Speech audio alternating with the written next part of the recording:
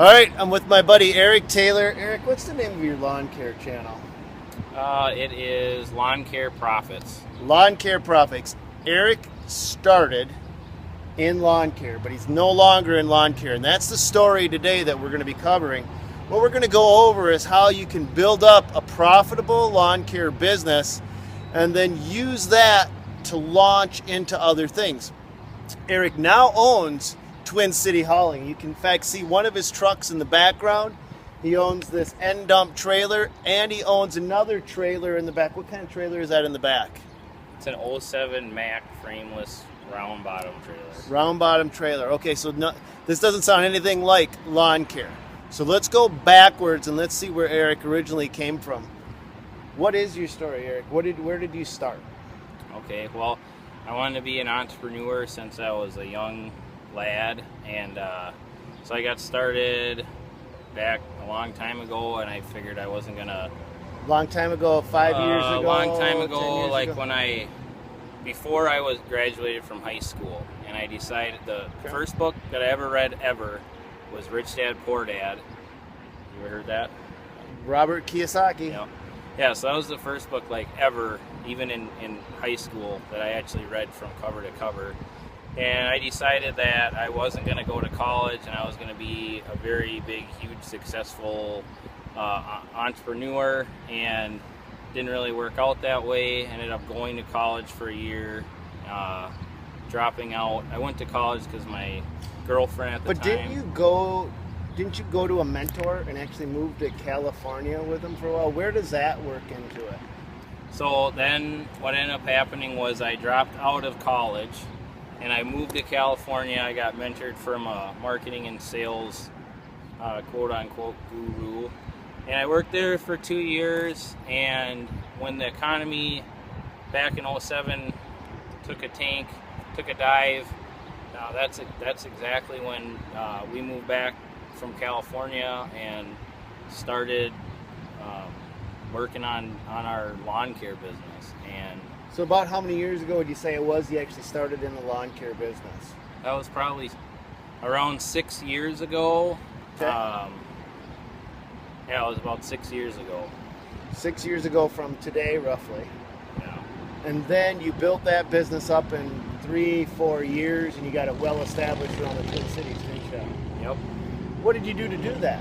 What did it take to get you from nothing to becoming a force to be reckoned with in the lawn care industry in the Twin Cities? The first thing was making uncomfortable phone calls to people that I knew, telling them that I was going to be mowing and seeing if they wanted me to mow for them. And that was mostly just businesses and anybody else, and pretty much everyone said no except for one person that helped us out, and that was the school that I used to go to. So we started mowing that, and then 2 years later they finally gave us the snow once they knew we were serious about what we were doing. And yeah, we started that. But during that time frame, you were also learning website development, weren't you? Yep.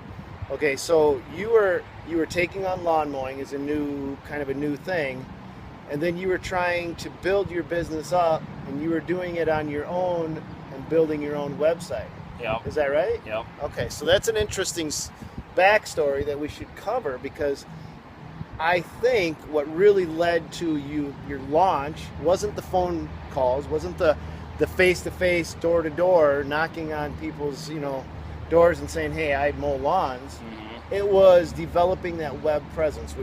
Absolutely. Okay, so developing that web presence was the key. And I know you still actually own a number of formidable websites for lawn service, and you don't do any lawn service at all anymore, do you? No. And I think that's the most important real estate you can own these days is online assets, and they're, worth more than their weight in gold. They don't weigh anything, so. Okay, well, that is basically your storefront. Yep. I mean, realistically, it is the key to making people that don't know you, they look at you, when they go for lawn service, they don't care about a brick and mortar building anymore. No. What they want is they want the pretty pictures, they want to see what you've done, they want accountability, they want people that have used your service to be giving you references, because that is basically, that's creating an authority in the marketplace just by using other people's verification of your services. Really, other people say, hey, Eric does a great job. They don't have to check any further than that. Yep. Okay. Exactly. And so then, what did you learn while you were developing and building websites? Well, when I lived out in California, I really had a huge advantage of learning sales and marketing and how to talk to people and understanding why people say no or yes and things like that. And then because of the influence that my boss had, I got to meet other people, and one of the most important people that I met out there was a guy that did online marketing, and he specifically used YouTube to create relationships with people. And the most important part about it was the follow-up. And so he would send videos, when he would introduce himself, and then he'd just keep on sending videos of himself for people to get to know him, and they'd like him, and then they'd end up buying from him. So I kind of incorporated that into our lawn care company, and just showing people what we do, and so they would feel comfortable with buying from us. And then YouTube also helps with your online presence of getting traffic to your website, which is the most important thing. But the story doesn't end there, because you basically fell out of love with lawn care. In fact, you got to the point where you would rather eat hot dog shit than go out and mow lawns. I mean, I don't know how else to put it, but realistically, it just wasn't meant for you. But now you owned a lucrative lawn care service. You were actually ranking in the top of the charts, and still do today. Yep. And so what you've done is, instead of just getting rid of that lawn care service, you kept the website, you kept its presence up, and now you sell the leads to other companies. Yeah, and one of the key motivational things for selling our business, or to the guy that bought our business, one of the main negotiating pieces was our website. And he ended up, when he bought the business, he bought our website, but we had multiple websites. So we did sell our main website to the guy that bought our business, but we still have other websites. So tell me about, you don't have to give me the name of the company that you sold to, okay? Not asking you for that, but what I am asking you for is an idea of what size was that company before they bought you, and then how did your website and what you had created affect their growth and their presence? Was it a huge difference? Basically, without giving too much information out, the company that bought our business was just a little bit smaller than us, so they pretty much tried to double their business. And I don't think they even have our website up. They're way too busy right now. So okay, just off of what they already had, and trying to. And now they're actually a name to be recognized in the market. So they came from basically nothing, and just by purchasing your website, by purchasing your business, converting it over to their name, now you see their trucks running all over the Twin Cities. That is a huge factor for you guys out there and you gals listening to this. Is just because you're in lawn maintenance doesn't mean you don't have other skills. And when you have that downtime, I'm assuming you did this during your downtime, maybe the winter, was that? Yeah, we did the trucking because it for a lot of reasons. One is we just wanted to get into more than one business. I had a partner in my business, so we had a lot of free time. It wasn't my partner and me on the mowers. We never, one time a year maybe we were on the mowers. Last season, I mowed for 2 days because we had to fire a guy and another guy quit, and so I had to train 2 new guys on how to mow. And other than that, that's not what we were doing. Other than that, you were business development. Yeah. Pure business development. So you separated yourself from the technical end of the business. You focused on the business end of the business, which is what actually built your company. We've talked about that in other videos, and I want to make sure that you guys understand that that's what leads to success. Now, Eric was able to sell his lawn maintenance business and get into trucking. Yep. Is that right? So is that how you got started in the trucking? Is you actually built that lawn care business up? You built up the website, you established the business, sold it, and now you're doing something completely different? Yeah, basically, what ended up happening was when we bought this truck from our other lawn care company 3 years ago. We paid for it outright, and then we worked. So then we had two businesses going on, and our lawn care business and our trucking business helped pay for the trailer, the far trailer. So that trailer's paid off in full because of the lawn care business and everything. And then continued to do that, and then sold our lawn care business, and all of that stuff was funded from the lawn care business. I mean, so you were able to sell the lawn care business and 100% outright, buy a brand new truck. Yep. And two trailers. Now, I say brand new, they weren't brand new off the lot, but they were brand new to Eric, which is a bit. These trucks aren't cheap. These trucks are expensive. Yeah. And let's take a look at this truck real quick. Let's see what he's done with this, what he's got going on. What you're going to find is you've got a standard. What is this? Is this considered a day cab, Eric? No, it's almost. It has a little. They call it a coffin sleeper on it. So okay. It's just I can recline back, and if I go somewhere and I need to take a nap or something, I can. But I am home every night. So. And this trailer is your standard end dump. Yep. And what do you haul in something like this? What do you use that for? You can haul anything from firewood to, I've hauled pretty much anything that's bulk, anything in it that's not super hard. But my bread and butter is sand and gravel. Sand and gravel. You avoid all construction debris. You avoid rubble, concrete, because it's aluminum, right? Yes. So you have the option of getting paid both hourly and by the ton. Yes. And those are two different pay scales completely. If you get paid hourly, you know exactly what you're going to be making. We got another truck coming in real quick. Show you that. But if you get paid hourly, you know exactly what you're making. When you get paid by the ton, you have the chance of making even more than you would for an hourly basis, especially if you have a lighter truck. Hence, that's why you'll see a lot of these trucks. You need to understand in trucking, there's two different pay scales. An hourly truck, a pure hourly truck, is going to be pretty heavy, okay? It's going to be able to handle all sorts of construction debris, rubble, asphalt, concrete, building demo. A lighter truck, something that's aluminum and something that like Eric has right now, he's got to avoid any of that big heavy stuff because it'll dent the heck out of these aluminum trucks. It'll just beat them up. It's not good for these lighter rigs. And the rig isn't light, but the trailer is light.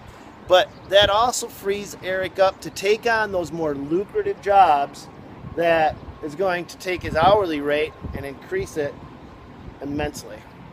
Is that right? Yeah, and one thing I'd like to add is because of the lawn care and running a business, most trucking companies are not a business. It's just they drive and they treat it as a job. But I go after work and I try to stay away from brokers, and we're going to talk about this, but I'm trying to become a broker more than, just going after and letting someone take whatever they're going to take, 10 to 20% or more. So you are, although you're an independent, you're actually looking at signing on and lining up your own trucking, and then we're going to actually make sure that we understand what being a broker means. That's why you have that second truck in the background, is because your plans of expansion include hiring on other trucks, renting out your trailer, and letting someone else pull it and make you more money. Exactly. And that's what a broker does. So Eric isn't just going to stay an independent truck driver. He learned, if I'm listening right, you learned from the lawn maintenance business to build up the business end of it. Now you're going to use the same knowledge that you gained by mowing lawns, by building that business, to build a trucking company. You've already started the expansion process. Yes. And now you go out and you'll go out and you'll truck for yourself, but you're probably bringing in anywhere from $90 to $120 an hour for this rig right here is what I'm going to guess. Yep. You're doing. Okay. That's pretty good for a guy that's on his own with no payments, and he's just using his own equipment. And then he has the opportunity. Let's go check out this other truck. Now, how will this work, Eric? You don't have a cab for this other trailer. What you have is just the trailer itself. How's that going to work out? So basically, what I'm going to do is I'm going to get jobs, and I'm going to provide a trailer. And a lot of times in the trucking industry, guys they don't understand how big of a deal 10 to 20% is, and they don't understand how to manage their money, and they don't understand a lot of that kind of stuff. So, I'm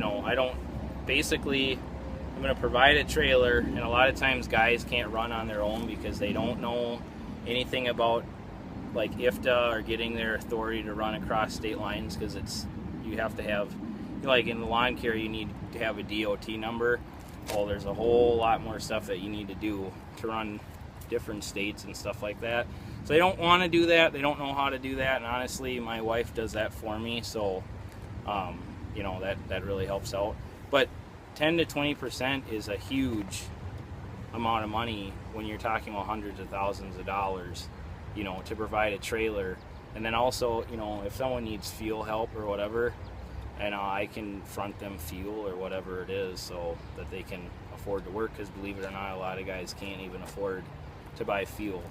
So I want to back it up a little bit, and I want to go over what Eric just said. You're not going to have understood a lot of that, because it's the technical end of trucking is what he's really talking about. And each and every business that you go into is going to have a technical component of it. And you have to either master it yourself, or in this case, Eric's let his wife handle mastering some of the interstate and intrastate trucking regulations that dictate what happens with a trucking company. But he's not alone in the game, and he is willing to take on and learn and master those things. And that's a key component to success for you, whether you're deciding to go into trucking, or you go into landscaping, or if you go into any other field or endeavor. You have to become an authority on all the ins and outs. And if you don't do that, then you're going to be nothing more than what everybody else is in that industry, and that's average. When you become above average, when you excel at something, when you understand it like the back of your hand, that's when you can maximize your profits and you can start to grow your business. It's a huge thing that Eric's doing here, and I wanted to bring this to your attention because he converted a successful lawn care company from absolutely nothing, grew it, expanded it, and now he's taking on a secondary component which the lawn care service gave him the freedom to do. What is your heart telling you to do? Where's your passion? What is it that you want to do? Can lawn care, can landscaping, can any one of these entry-level services that everybody thinks is just nothing, can you maximize your potential? Can you take it to the next level? Yes, a lot of people do lawn care, a lot of people do lawn service, but you can see when you do it the right way, just like Eric did, it doesn't take forever. 4, 5, 6 years, you built up enough money that he was able to expand into trucking. So can you. Another thing too is, my oldest son is 5 years old, and my wife and me decided that we weren't going to have kids until we're making $10,000 a month in the lawn care business. So like I said, we started about 6 years ago, and it doesn't really take that long to start making some substantial money. $10,000 isn't a lot for a business, with all the expenses in there, but it's definitely doable, and it doesn't take that long there's nothing wrong with the lawn care business. There's people that drive truck and they'll say, oh man, it'd be nice to mow lawns. So it's just whatever your heart do, wherever your heart's leading you. Yep. And in this case, I wanted to bring Eric to you so you could see how he was able to expand, what he did to grow his company. And hopefully you guys can do the same thing for your own business. Eric, do you have any last words before we let you get back to your life? No, I think that's it. All right. Thanks, guys. Love you guys. Take care. Peace.